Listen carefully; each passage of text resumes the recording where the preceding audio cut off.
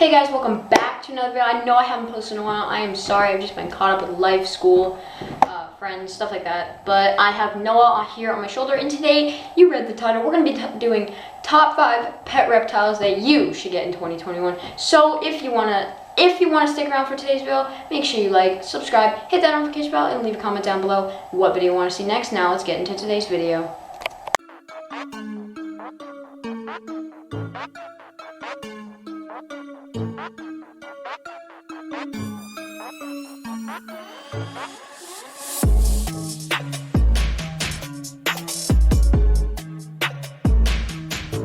Okay guys, so the first animal that we're going to be talking about, the first reptile that you should definitely get in 2021 or check out is a leopard gecko. As you can see, you can kind of see Noah's tail right there, but Noah's just kind of climbing down my back, so we're going to let him chill. But the reason you should get a leopard gecko is because they're very easy to take care of. They can live in a 20-gallon tank their whole life. I definitely recommend upgrading to a 40, which is what Noah's getting soon, but they can live in a 20-gallon tank their whole life. You can go with loose substrate like I have. You can go with paper towels, something as simple as paper towels like I used to have.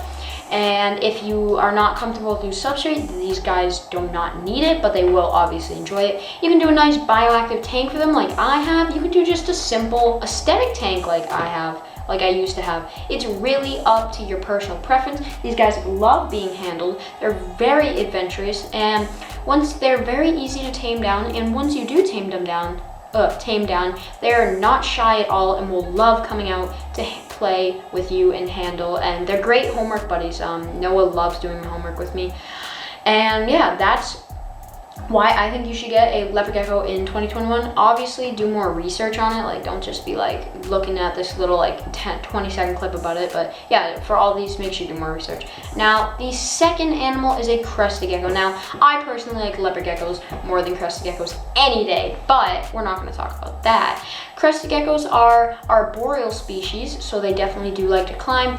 And when they get older, you're going to need to put them in an 18 by 18 by 24 Exoterra, or you can sometimes do a 20-gallon long and then flip it on its side and convert it the long way using a conversion kit, which is pretty cool. By the way, you can guys see my reptile rack system behind me. If you didn't watch that short, I will put a link to that up here. But yeah, that's my reptile rack. My Pac-Man frog on top. I'm going to be putting something in the middle and my hermit crabs on the bottom. But crested geckos are an arboreal species, and they can live off of not eating insects their entire life. Where leopard geckos, they like to eat crickets, mealworms, dubia roaches, waxworms a little bit as treats, stuff like that. They need insects. Where crested geckos can live off this powder diet called Pangea.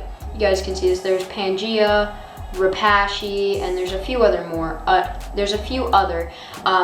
Crested geckos do not like being handled as much as a leopard gecko, but you can definitely tame them down really chill, and they like to jump around a lot more, so you can't really chill with it per se, but it's nice to take it out and watch it like jump from hand to hand.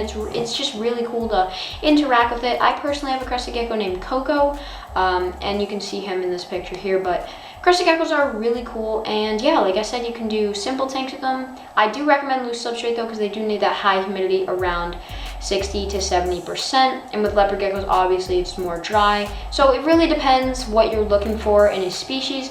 And if you do have any questions about any of these animals, definitely let me know in the comment section below. Now, moving on to number 3, we are going to be talking about the Pac-Man frog. Now, as you know, I recently just got a Pac-Man frog, Penelope. I know this isn't a reptile. Technically, it's breaking the list, whatever. Pac-Man frog is like a temperature of about 70s to 80s. I definitely wouldn't go any lower than 69. So definitely make sure it's like 70s to 80s. And they will definitely thrive. They like crickets, mealworms. Mealworms, though, with the shell can kind of be a bit tricky. So crickets and stuff. And they like all different types of bugs, so that's great. And before you get your Pac-Man frog, you're definitely going to need substrate for a Pac-Man frog. I mean, you can keep them on paper towels just for like the first week you get them, just to see if they're eating, using the bathroom, stuff like that, making sure everything's obviously normal with them. But you definitely do want to put them on loose substrate, because they do like that humidity of like 70 to 90%, which is really high. That's why I have like saran wrap on the top of mine.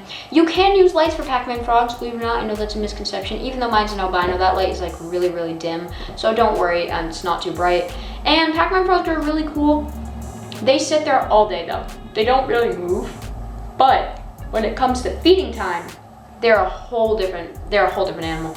They go crazy for food. Mine will literally hop around his tank chasing a cricket.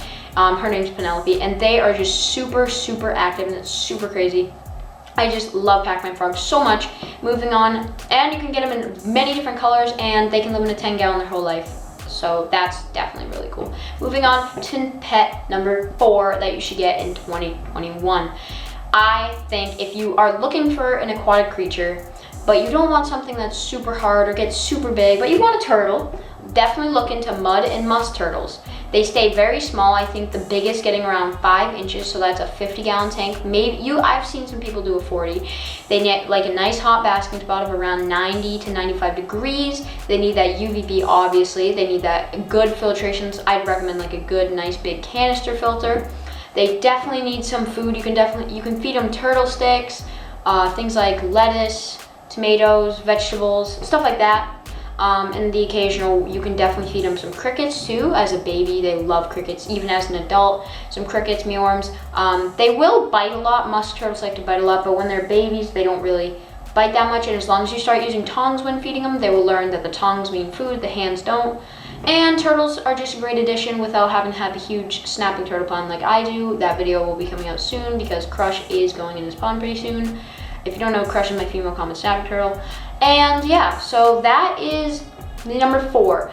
Now the 5th, but not, it may be last on the list, but it doesn't mean it's the worst. Obviously, first is the best, whatever. So moving on to the last one, the blue tongue skink. Now, blue tongue skinks are really, really cool because they get a bit bigger than all the other ones on this list, but blue tongue skinks are just amazing because of the fact that they have that really vibrant blue tongue. And there's so many different types of them. There's Indonesian, there's like sand blue tongue skinks. There's so many different types, and all of them have different care requirements, so I'm just gonna do a basis. Most of them like high humidity. They definitely need those high temps. They like to eat a varied diet of like things that consist of dog food, vegetables, worms, insects, snails, I've even heard, and they definitely do need a bigger tank, so I definitely wouldn't go lower than a 75 for a full-grown blue tongue. You could probably pull off a 40 for a baby, maybe to mid-size, but as they get bigger, I'd definitely put them into a 75-gallon. I'm actually looking into blue tongues, and yeah, they do come in different colors. They can be very friendly, almost like a leopard gecko. It's kind of similar to a bearded dragon, but in my opinion, bearded dragons are just not my thing. So I would definitely recommend a blue tongue skink, and I believe that was accidentally 6, but there you go. That was your 6 top 5 reptiles and amphibians that you should be getting in 2021. Obviously, if you don't want to get them, don't get them. And if you have any questions about them, definitely comment down below. And if you want to get one of these, make sure you do your research, because this video is definitely not enough research before you go impulse buy. So thank you guys for watching my videos. I really hope you did enjoy. If you did, make sure to smash that like button, hit that subscribe button, hit that notification bell. We're on our way to 350 subs, which is absolutely mind-blowing. I can't believe it. By the end of this summer, our goal, guys, is to hit 500 subscribers. I know we can do it. We're a very strong community. So thank you guys for watching, and I'll see you guys on the next one. Make sure you do research, and my zoo is out. Peace.